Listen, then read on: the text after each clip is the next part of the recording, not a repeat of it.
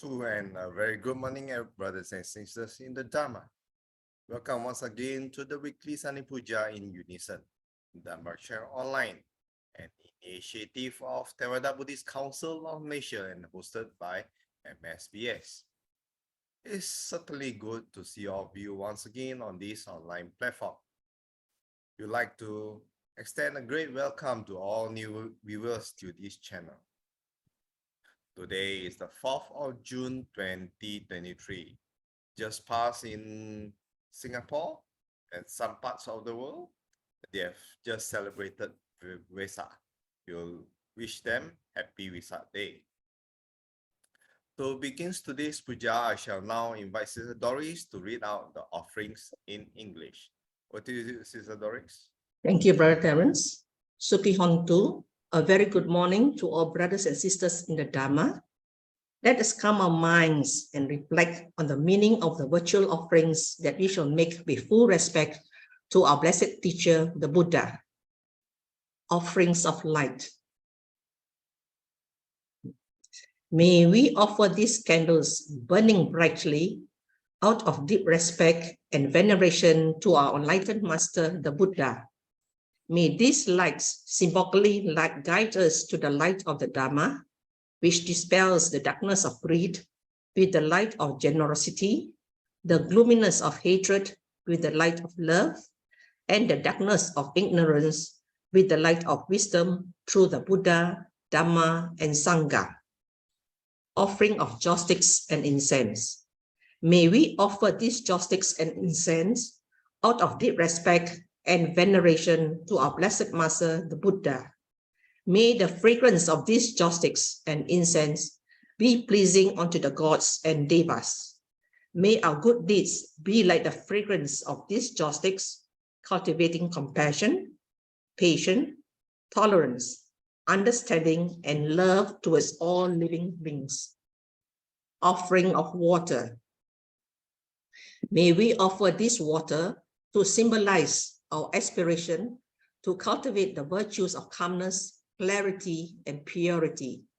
Let it remind us to diligently cleanse ourselves of our spiritual defilements and delusions through the cultivation of generosity, compassion, and wisdom. Offering of flowers. These flowers too we offer out of deep respect and gratitude to our compassionate master, the Buddha. These flowers, sweet, beautiful, and choice, are clustered at the feet of our noble master.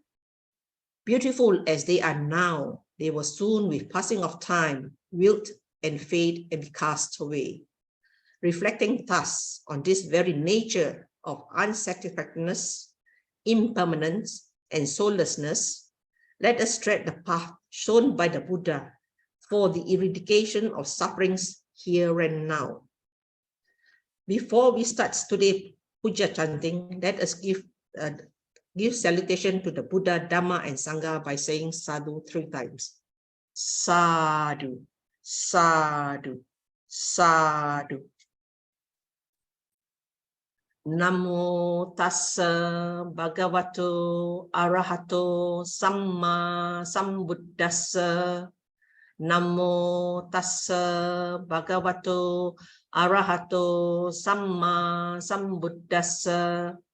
Namo tassa bhagavato arahato samma sambuddhassa. Buddhang saranang gacchami. Dhammang saranang gacchami. Sanghang saranang gacchami. Dutiyampi buddhang saranang gacchami. Dutiyampi dhammang saranang gacchami. Dutiyampi sanghang saranang gacchami. Tatiyampi buddhang saranang gacchami. Tatiyampi dhammang saranang gacchami. Tatiyampi sanghang saranang gacchami. Panatipata veramani sikkhapadang samadhiyami. Adinādāna Veramani Sikkhapadang Samadhiyāmi Kāmesu Micchāchāra Veramani Sikkhapadang Samadhiyāmi Musāvāda Veramani Sikkhapadang Samadhiyāmi Surameraya Majjapamadatthana Veramani Sikkhapadang Samadhiyāmi Itipiso Bhagava Arahang Samma Sambuddho Vijja Charana Sampanno Suggato Lokavidu Anuttaro Purisa Dhammasarati Sattha Deva Manussanang Buddho Bhagavati Swakhato Bhagavata Dhammo Sandittiko Akhaliko Ehipassiko Opanayiko Paccatang Veditabbo Vinyuhiti Supatipanno Bhagavato Savaka Sangho Ujupatipanno Bhagavato Savaka Sangho Nyaya Patipanno Bhagavato Savaka Sangho Samici Patipanno Bhagavato Savaka Sangho Yadidang Cattari Purisa Yugani Atta Purisa Puggala Esa Bhagavato Savaka Sangho Ahuneyo Ahuneyo Dakkineyo Anjalikaraniyo Anuttarang Punyakhetang Lokasati Vandami Cetiyang Sabang Sabbatane Supatititang Ādžalikadhatu Mahabodhing Buddha Rupang Sakalang Sada Yassa Mule Nisinno Va Sabbari Vijayang Aka Pato Sabanyuttang Satta Vande Tang Bodhipadapang Ime ete Mahabodhi 𝓢𝓾𝓷𝓭𝓪 Pūjita Ahang Pite Namasami Bodhi Raja Namatute Ganasarapaditena Dipena Tammadang-sina Ṭiloka-dipang Sambuddhang Pujayami Tamonudang Ganda Sambara Yuttena Dupena Hang Sugandhina Pujaye Pujaniyang Tang Puja Bhajana Muttamang Adivase tuno bante Paniyang parikappitang Anukampang upadaya Patiganhatu muttamang Adivase tuno bante Bojanang parikappitang Anukampang upadaya Patiganhatu muttamang Adivase tuno bante Kilana pacayang imang Anukampang upadaya Patiganhatu muttamang Wanna ganda guno petang Etang kusuma santating Pujayami munindasa Siripada saroruhe Ujemi buddhang kusumena nena punyena mettena cehotu mukang Upang milayati yata idang me kayo tatayati vinasa bawang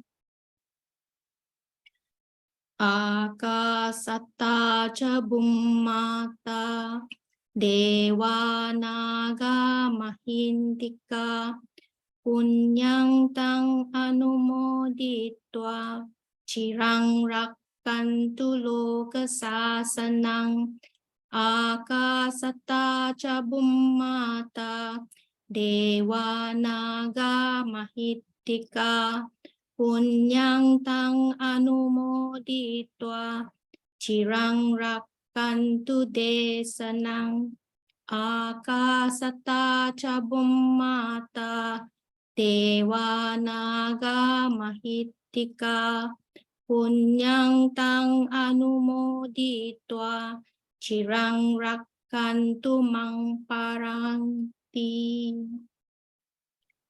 dewo wa satu kalena sassa sampati hetu ca pito bawatu loko ca raja bawatu dhammiko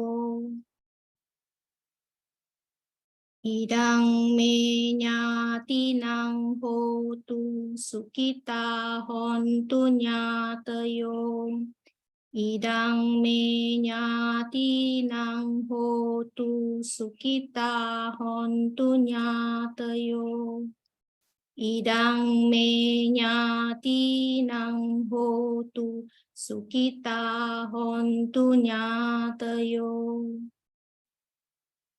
imina punya kammena mame bala samagamo satang samagamo hotu yawa nibbana pattiya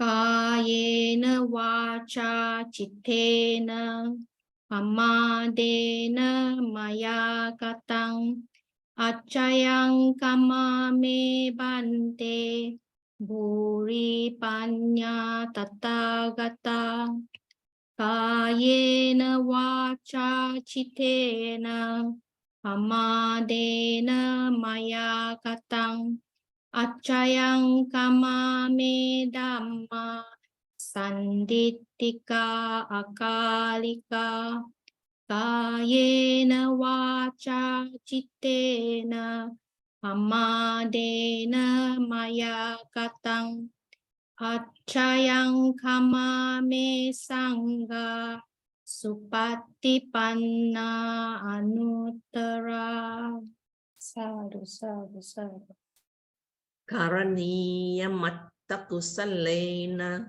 yantang santang padang abisammitcha sakko uju ca suju ca suvaco cassamudu anatimani santos sakut ca subaro ca appakicco ca 𝓢𝓾𝓷𝓭𝓪𝓂 santindriyo ca nipako ca appagabbo kulesu ananugiddo nacakudang sama care kinci yena vinyo pare upawadeyong sukino va kemino hontu sabbe satta bawantu sukitatta ye ke cipana butati tasava thava rava anavasesa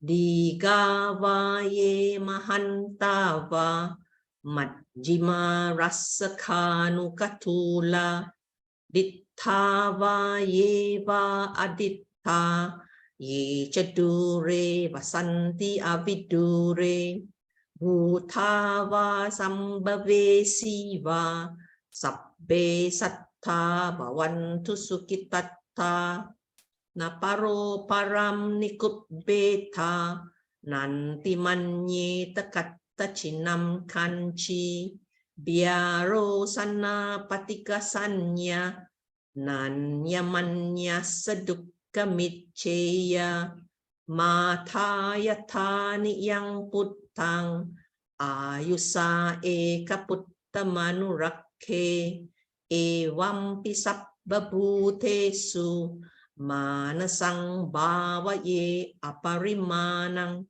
mettang ca sabbalokasming manasang bhavaye aparimanang uddang ado catiriyan ca asang badang averang asapattang tittang caram nisinova sayanova yavatassa vikata middo etang satim aditteya brahmametang viharang idamahu dittin ca anupagamma silava dassanena sampanno kame suvinneya gedang nahijjatu gappaseyang punareti etena satcha vajjena sottite hotu sabbada etena satcha vajjena sottite hotu sabbada etena satcha vajjena sottite hotu sabbada. Sadhu, sadhu, sadhu.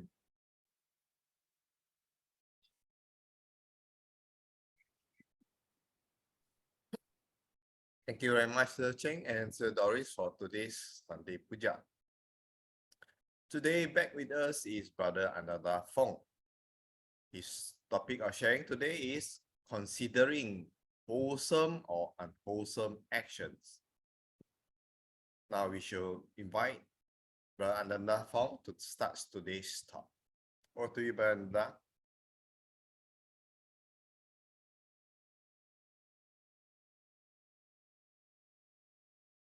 Thank you, Brother Terence.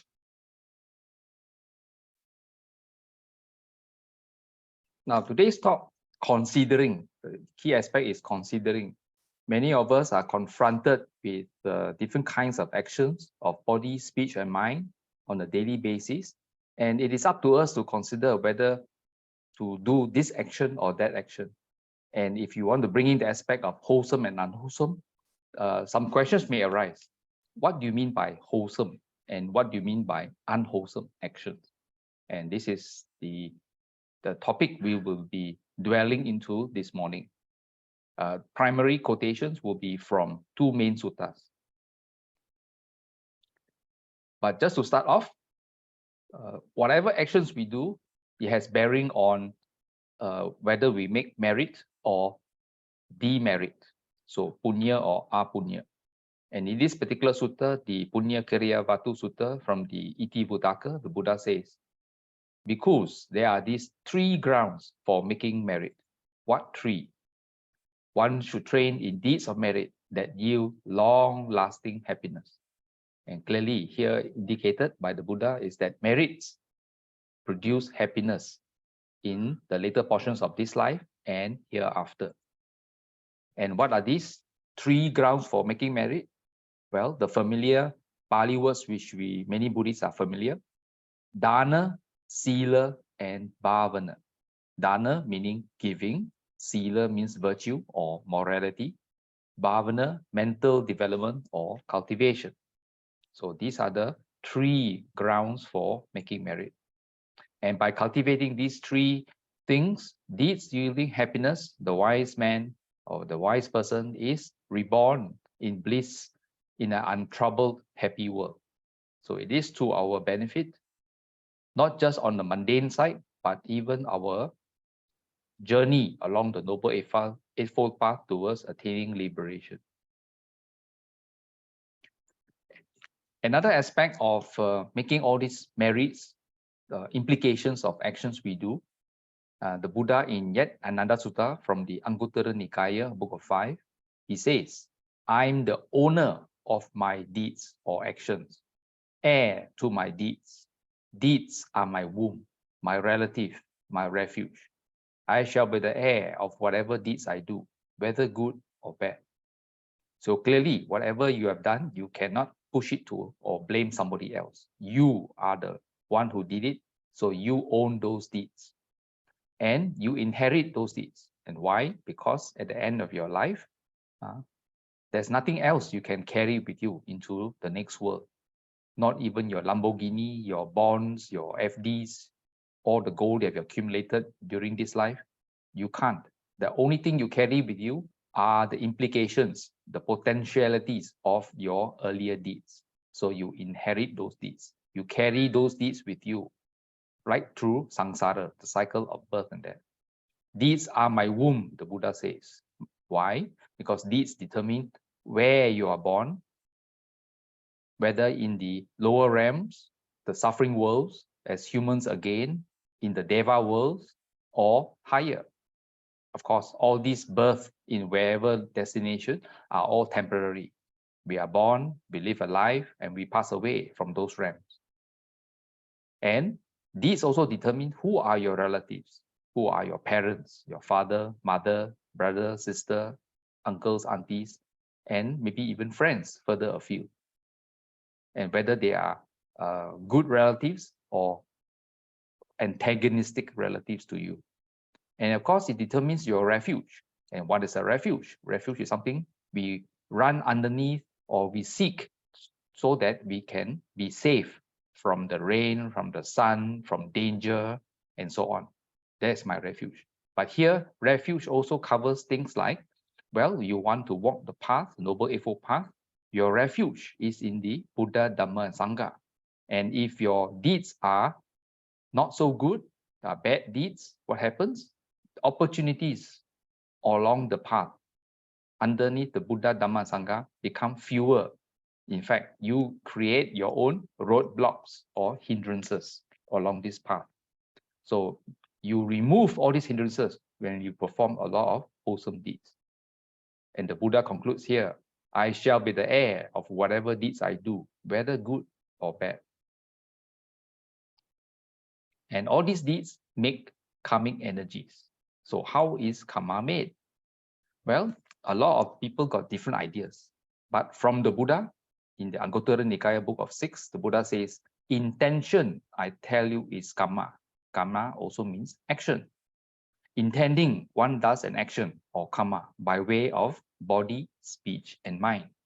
So we must constantly remember that actions are motivated by our intentions. They motivate our bodily actions, our speaking actions, and what we think. Now, moving to the first sutta for this morning, the Un-Wholesome Sutta from the Majjhima Nikaya, Sutta number 61. And the key top title is, how does one check on the deeds of body, speech, and mind? Now, what do you mean by that? Well, checking on whether that they are wholesome or unwholesome, which is the primary topic of today. How do we consider them, that they are wholesome or unwholesome, and whether we should do them or practice them or not? And many suttas, or rather majority of suttas, start with this famous Pali term recited by Venerable Ānanda in the first Sanghayana, first Buddhist council, because he heard the Buddha teach this particular sutta. So Venerable Ānanda will start the sutta by saying, Evang me sutang. So I have heard, or thus have I heard. And Venerable Ānanda provides the background. At one time, the Buddha was staying near 𝓤𝓷𝓲𝓷, the capital of the Magadha country, a very big and powerful country, in the bamboo grove. Here is underlined, bamboo grove, and the Pali word 𝓤𝓷𝓲𝓪. Now, velu meaning bamboo, vane or vana means grove, like a park or taman, bamboo grove, the squirrel's feeding ground. Now, at that time, Venerable Rahula was staying at Ānanda. Now, the bottom right picture shows an incident before Rahula, the Prince Siddhartha's son, had renounced the world and became Venerable 𝓷𝓭𝓪.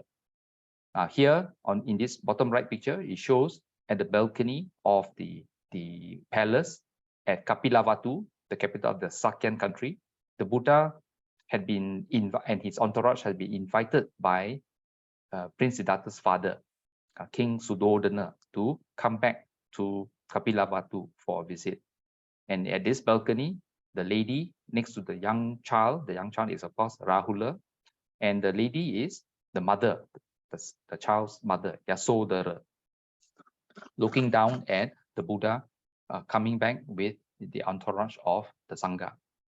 At a later date, at the request or suggestion of the mother, 𝓤𝓷𝓲, that the son, 𝓷𝓭𝓪, go to the Buddha and ask him for his inheritance.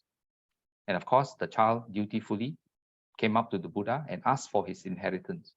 Of course, the Buddha doesn't think like Prince Siddhartha. If it was Prince Siddhartha, his inheritance would be the kingdom of Sakya. But since 𝓷𝓭𝓪 was talking to the Buddha, and Buddhas think like Buddhas, the Buddha would say, my inheritance would be basically some aspects of the Dhamma. And with that, the Buddha proceeded to ordain 𝓷𝓭𝓪, and 𝓷𝓭𝓪, the young boy, became Venerable 𝓷𝓭𝓪, although at that age, he was only a novice. So Venerable 𝓷𝓭𝓪 was ordained and entered the Sangha. And from then on, the Buddha and many of the leading disciples of the Buddha would take turns to help to teach Venerable 𝓷𝓭𝓪 in aspects of the training along the Noble Eightfold Path. And we come back to this particular sutta, 𝓤𝓷𝓷𝓭𝓪 sutta. 𝓤𝓷𝓷𝓭𝓪 being the place where Venerable 𝓷𝓭𝓪 was staying at the time. And 𝓷𝓭𝓪, we're talking about the teaching given by the Buddha to Venerable 𝓷𝓭𝓪. Now, then in the late afternoon, the Buddha came out of retreat and went to 𝓤𝓷𝓷𝓭𝓪 to see Venerable 𝓷𝓭𝓪. Now, 𝓷𝓭𝓪, the Buddha's son, who, according to the commentary, was at that time 7 years old when this discourse was delivered to him. That means it was basically the early days when young 𝓷𝓭𝓪 was ordained and became Venerable 𝓷𝓭𝓪. What do you think, 𝓷𝓭𝓪? What is the purpose of a mirror? The Buddha would say. And 𝓷𝓭𝓪 replied, it's for checking your reflection, sir. In the same way, deeds of body, speech, and mind should be done only after repeated checking or repeated consideration. And the Pali word, pacha vekitva, repeated twice, and kayena, meaning body, vachaya, meaning speech, and manasa, meaning mind. Here, the translation of the particular Pali word in this particular sentence gives the range of meaning: having reflected, having considered, having reviewed, having contemplated. It means we think about it, we consider, and so on. So we reflect on these aspects, deeds of body, speech, and mind. And the Buddha says, should be done only after repeated checking, repeated reflection, contemplation, reviewing, and consideration.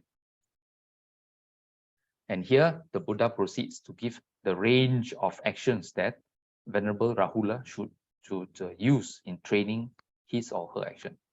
Now, note that the Buddha is talking to a 7-year-old boy. And of course, for us, we should find no difficulty in understanding this aspect, because the young boy range of understanding would be limited at that age. And of course, we should be able to understand the teaching of the Buddha being very simplistic. So here the Buddha says, when you want to act with the body.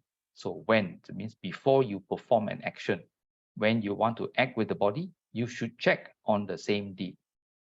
In this case, same deed that you are considering putting it into action.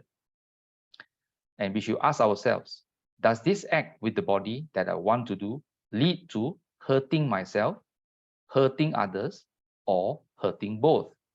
So 3 aspects. A lot of people, when they perform actions, they are only They don't really consider whether it hurts others. Of course, they are only concerned about, oh, this action should not hurt myself, and they don't care about others. But here, the Buddha's consideration is that any action that we review or reflect upon should not hurt yourself, should not hurt others, and should not hurt both. So we should ask another question. Is it unskillful with suffering as its outcome and result? Notice I underlined the word unskillful. The Buddha doesn't use the word good or bad actions. The Buddha used the word unskillful. And the Pali word is akusala. Okay. And suffering, dukkha, is mentioned, is underlined also. So suffering as its outcome. So when actions are unskillful, suffering is expected to be its outcome and its result. If while checking in this way, you know this act with the body that I want to do leads to hurting myself, hurting others, and hurting both, it's unskillful with suffering as its outcome. To best of your ability, Rahula, you should not do such a deed. So clearly it's quite commonsensical that if it's hurtful to both parties, to yourself, to others, or to both, that we should not proceed performing those actions. But if you are checking in this way, you know that this body, with this act with the body that I want to do, doesn't lead to hurting myself, doesn't lead to hurting others, doesn't lead to hurting both parties.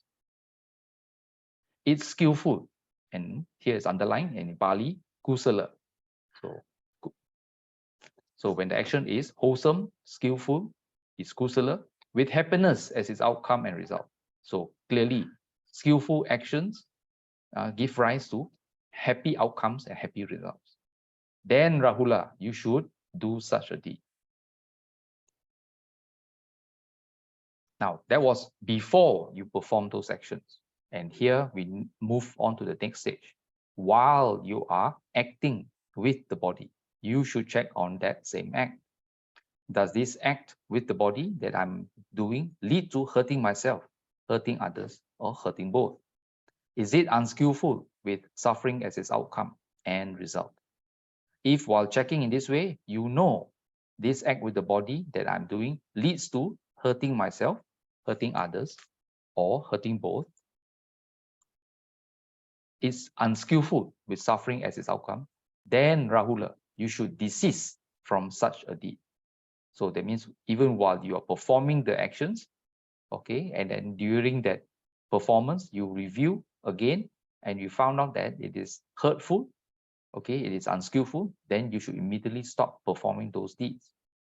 But if while checking in this way, you know this act with the body that I'm doing doesn't lead to hurting myself, hurting others, or hurting both, it's skillful, kusala, with happiness as its outcome and result, then Rahula, you should continue doing such a deed. Now, the earlier two iterations was before you do, while you're doing, and now we move to after you have acted. So after you have acted with the body, you should check on that same act. Does this act with the body that I've done lead to hurting myself, hurting others, or hurting both? Is it unskillful with suffering as its outcome and result? If while checking in this way, you know this act with the body that I have done leads to hurting myself, hurting others, or hurting both, it's unskillful with suffering as its outcome and result, then Rahula, you should confess, reveal, and clarify such a deed to the teacher or a sensible spiritual companion. Now, this portion needs a little bit of explanation. Now, at that time, young Rahula was not an ordinary boy. He was a renunciant. He was a venerable Rahula. And venerables, whether as a novice or even as a monk in training, or a monk who has obtained the higher ordination, the monk still has a teacher, a assigned teacher, okay, often called a preceptor. So what happens if you reveal that you have done something unwholesome? This is after you have done it, you should confess. That means you should reveal this, what they call unskillful actions to your teacher And of course, if the teacher is not available, not physically available, then you should reveal it to a spiritual companion. And who is a spiritual companion? The fellow monastic. Now, you will also understand that elsewhere in other talks that in Opposata, that means at least twice a month, new moon and full moon days, the Sangha are supposed to recite the Patimokkha, the 227 precepts, and so on. Also, in that session, there are opportunities for the monastics to reveal and confess their unskillful actions, that means non-observance of the 227 precepts, and so on, some mystics, to their teacher or to their spiritual companion, that means another fellow monastic. You reveal, you do not keep it quiet. But after you reveal it, the next sentence by the Buddha is important. Then, having revealed it, you should restrain yourself in future. So this is the way. So it doesn't mean that you make a mistake, there will be punishment, send you to the dungeon or something like that. No, it's only in very, very serious, very very impactful actions. Thereby, the Sangha as a community must mete out actions or punishments to the monastic. But most of the time, in observance of the 227 precepts, you just have to reveal and confess it to your teacher or spiritual companion, and then after that you are promising to another monastic that you will restrain, you will practice harder, okay, to stop performing those unskillful actions in the future. So, but if while checking in this way, you know this act of the body that I've done doesn't lead to hurting myself, hurting others, or hurting both, it's skillful or kusala, with happiness as its outcome and result, then Rahula, you should live in rapture and joy because of this. So live in rapture and joy. It means you should be happy that you have gone through this process, and you should rejoice. And then continue training day and night in skillful qualities. Now that was for actions by body. And here we move on to the next, speech. And it goes through the same process, the 3 steps, before, during, and after. So here, when you want to act with speech, it means when you want to speak, you should check on the same deed. Does this act of speech that I want to do lead to hurting myself, hurting others, or hurting both? If while checking in this way, you know this act of speech that I've done leads to hurting myself, hurting others, or hurting both, is unskillful, with suffering as its outcome, then Rahula, you should confess and reveal, clarify, and so on.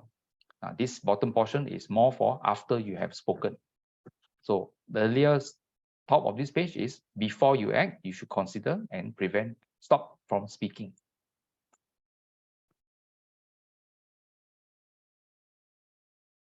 So if the speech that has been done is skillful, with happiness as its outcome and result, you should live in rapture and joy because of this, training day and night in skillful qualities. And as mentioned, the earlier section was more on before doing, and of course here is while you're doing, you should review, and after you have acted with the speech, you should also check on the same deed. Same thing with the mind. So when you want to act with the mind, I mean before you think a certain thought, you should check on the same deed. Does this act of mind that I want to do lead to hurting myself, hurting others, or hurting both? And so on. Now, if while checking in this way, you know that this act of mind, in this case, that you have already thought about it, I have done, leads to hurting myself, hurting others, and hurting both, then it's unskillful, with suffering as its outcome, then Rahula, you should be horrified, repelled, and disgusted by that deed. And after being repelled, you should restrain yourself in future. But if while checking in this way, you know this act with the mind that I've done doesn't lead to hurting myself, hurting others, or hurting both, it's skillful with happiness as its outcome result, then Rahula, you should live in rapture and joy because of this. Training day and night in skillful qualities. And of course, while you want to act with the mind, and after you have acted with the mind, you should check the same deed. So the before, during, and after for body, before, during, and after with speech, before, during, and after with the mind. This was the training regime the Buddha advised Venerable Rahula. Now here towards the end of the sutta, the Buddha says, all the ascetics and Brahmins of the past, future, and present who purify their physical, verbal, and mental actions do so after repeated checking. So Rahula, you should train yourself like this. I will purify my physical or bodily, verbal, and mental actions after repeated checking. That is what the Buddha said. Satisfied, Venerable Rahula was happy with what the Buddha said. And of course, Venerable Rahula proceeded to practice this. So this was how Rahula was instructed by the Buddha. And other times, of course, Venerable 𝓤𝓷𝓼𝓷𝓷 will come by and advise Venerable Rahula on how to practice and so on. So there are a number of suttas which senior monastics would advise Rahula on how to practice.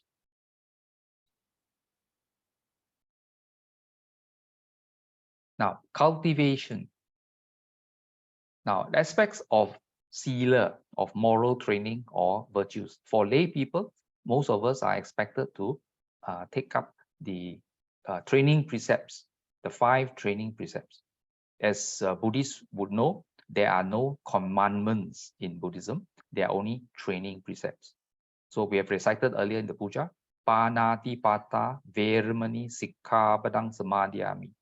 The key word there in that first line, the first precept, is that of Sikkhapada, the training path, the training precept. So since there are no commandments, there are only training precepts. So the Buddha encourages us to practice it. If we don't, well, the Buddha doesn't send us to hell or anything like that. It is just actions have consequences. So we proceed to continue killing. Of course, we bear the responsibility for that. And so these 5 training precepts, Panchasila, contains abstention from killing living beings, abstention from taking what is not given or stealing, abstention from sexual misconduct, abstention from false speech or lying, abstention from taking intoxicants or any substance that causes heedlessness. So this is the 5 training precepts which lay disciples are expected to practice. Now, a feature about the 5 training precepts are that they are protective, because when we conscientiously try to practice these precepts by not hurting other living beings and so on, we do not make unwholesome or unskillful karmic energies, which of course, if we don't make them, there will be no unpleasantness coming back to us at a later time. The results will not be unpleasant. But just because we are abstaining from all this list of 5, it doesn't mean that we are very, very pure. So we have to take positive actions to do something positive. And that's where the 5 ennoblers come in, which are the direct opposite. These are also training precepts, but it is different from the abstention aspect. Ennoblers means something positive. If we practice these 5, it makes us more noble as far as laity is concerned. So what are the 5 ennoblers? Well, the direct opposite of the 5 precepts. So the 5 precepts talk about abstention from killing. A nobler version would be we try to save lives. Of course, a common excuse, many lay people say that, oh, I'm not a doctor, I'm not in the medical profession. How can I save life? Well, first is we avoid killing living beings. So how to save them? Well, we learn certain skills and we watch out for opportunities to save lives. And we perform certain actions that prevent those lives from being lost inadvertently. A simple thing like if we clean our dining table after dinner, we will ensure that there are no ants coming overnight to eat up the scraps that we have left on our dirty dinner table. And then the next day when we wake up, we come to the table. So how are you going to clean? So we are left with the dilemma. And most people say, oh, because of my unskillful action the previous night, I have to use a wet cloth and wipe away the ants and kill those ants. So prevention is better than cure. So why don't we make sure after dinner we clean up the whole place and the ants will not come. And therefore the next day we don't have to kill the ants. That is prevention. But another aspect of the 5 ennoblers with respect to saving lives is learning skills. Skills like CPR, or when people have a heart attack, some aspect of it. So some simple first aid to save someone's life when we need to. Things like Heimlich maneuver, when people are suffocating because of some food they went and blocked their windpipe or trachea, and they can't breathe, and the simple Heimlich maneuver may dislodge that food particle from their top of the windpipe, and so they can continue breathing. Okay, so there are other things that we can also learn to perform in saving lives. That of donating blood, committing our bodily organs for donation when we no longer need them, and others. So there are opportunities, and that was a list with respect to saving lives only. If you go down the list, a list of 5, there are more we can think about. So we need to, while we are observing 5 precepts that protect us, we need to cultivate the 5 ennoblers so that we can make more wholesome merits that support us to make our lives in the future more pleasant. Now, in practicing the 5 precepts, there are certain things we have to consider also in its observance. And the next sutta, which is also one of the main suttas for this morning, here, the 𝓤𝓷𝓲𝓪 Sutta, the people of the bamboo gate. Remember the word velu, V-E-L-U, again, like in the previous sutta, velu means bamboo. So clearly, this was delivered in the Rajagaha area, famous for their bamboo. And this sutta is from the Samyutta Nikaya, sutta, chapter number 55, sutta number 7. Now, on the bottom right, I provide a brown box, Panatipata, which is the first of the 5 precepts, meaning destruction of life, killing living beings. And how should we observe this precept? What are the things to consider when we practice the first precept?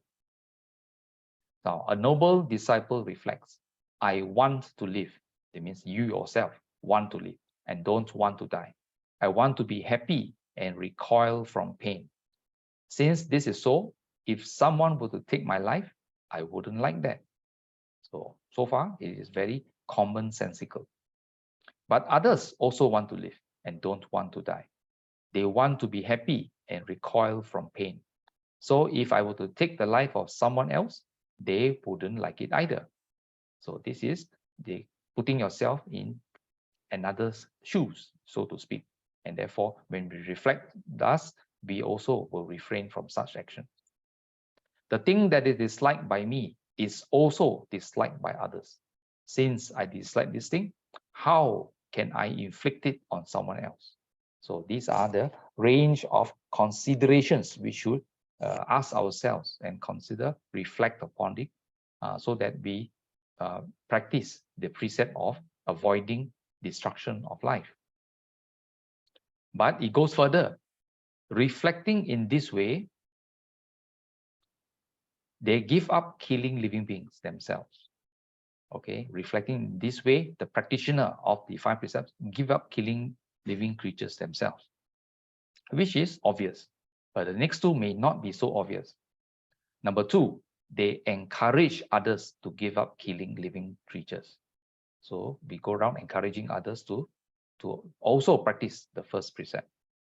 And number 3, praising the giving up of killing living creatures. So we may see another practicing this, we should praise those actions of avoid giving up of killing living creatures.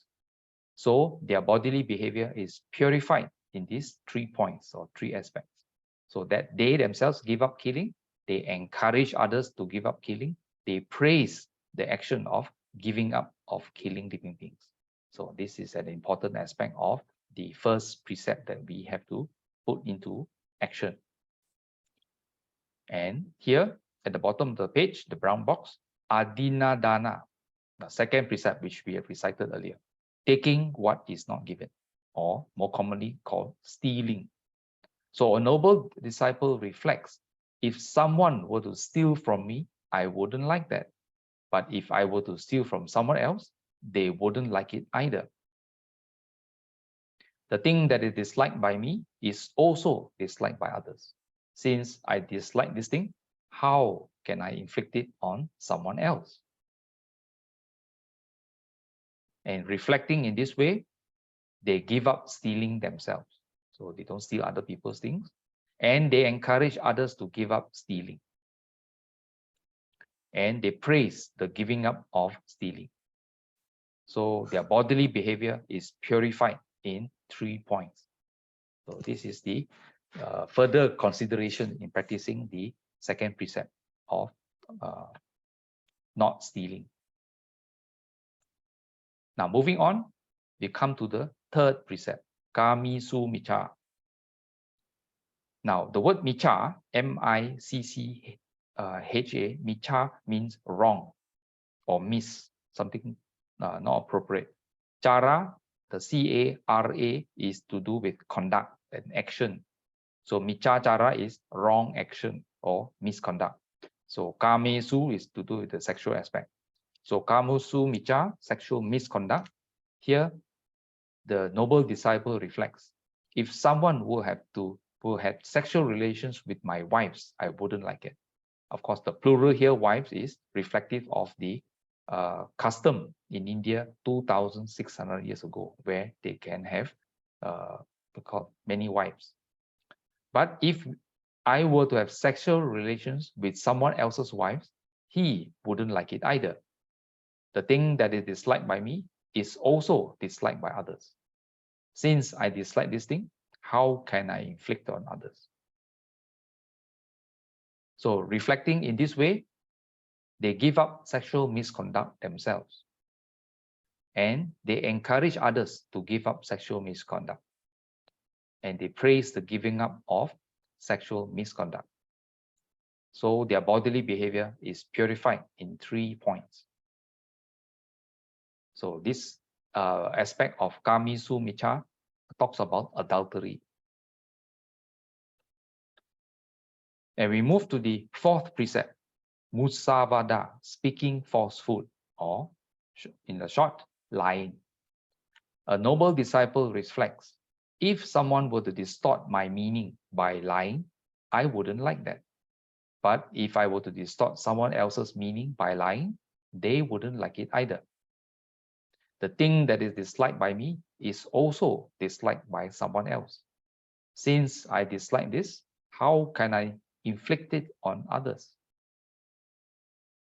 So reflecting in this way, they give up lying themselves.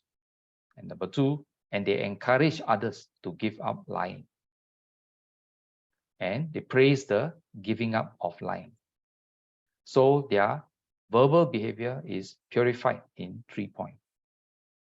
The picture on the bottom right clearly indicates the kid with the long nose, which most of us are familiar with this, what I call story. Now, that particular sutta goes on to talk about the other aspects of speech.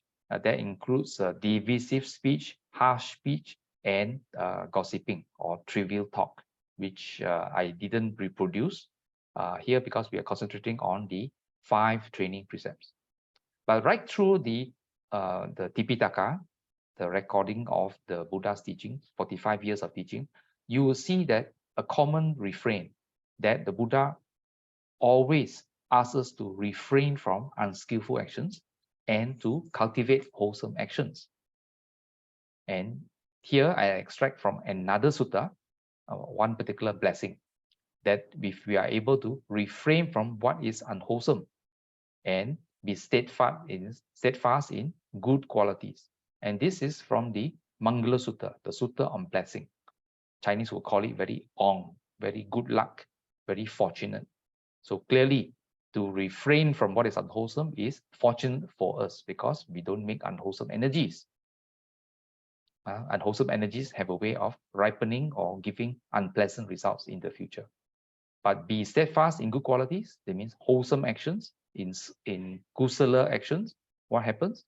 Be steadfast means not do wholesome actions for at one time only, but be steadfast means we learn how to do and we do it constantly, repeatedly.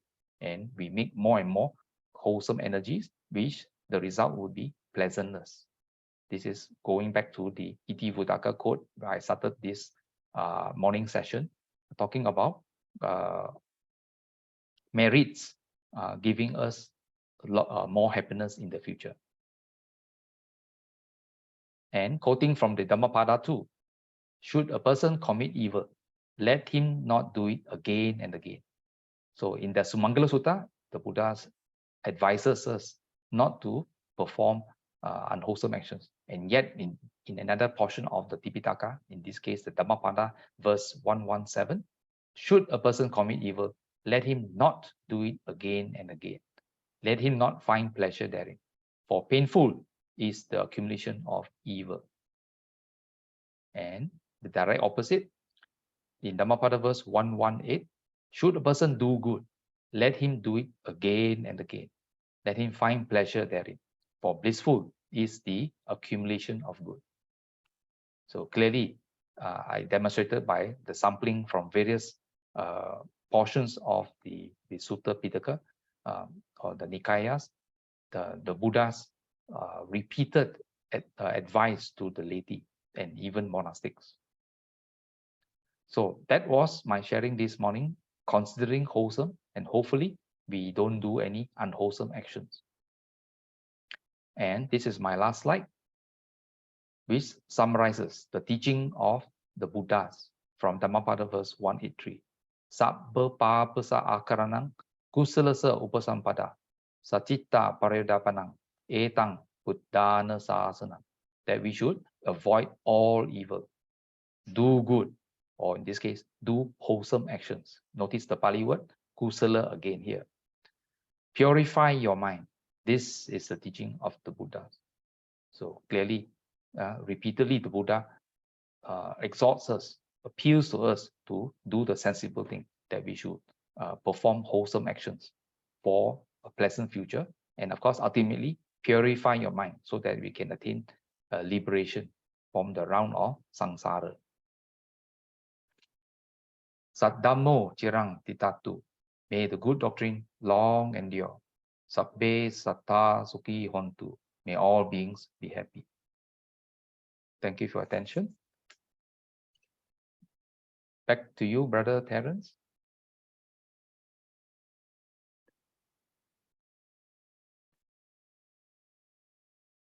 Thank you very much, Sister Ānanda, for today's sharing. Now let's dedicate some merits to all beings with a clear mind and a wholesome mind. Akasatha ca bummata devanaga mahitika punyang tam anumoditva chiram rakkantu loka sasanang ettavata ca amhehi sampadang punya sampadang sabbe deva sabbe bhuta sabbe sattha numodantu sabba sampatti siddhya. Idang me nyati nang hotu sukita hontu nyatayo. Idang me nyati nang hotu sukita hontu nyatayo. Idang me nyati nang hotu sukita hontu nyatayo. The aspirations. Imina punya kammena mame bala samagamo satang samagamo hotu yava nibbana patiya. Sadhu, sadhu, sadhu. Thank you everyone for watching. For other videos, please go to the links below. See you all next week. Bye bye for now.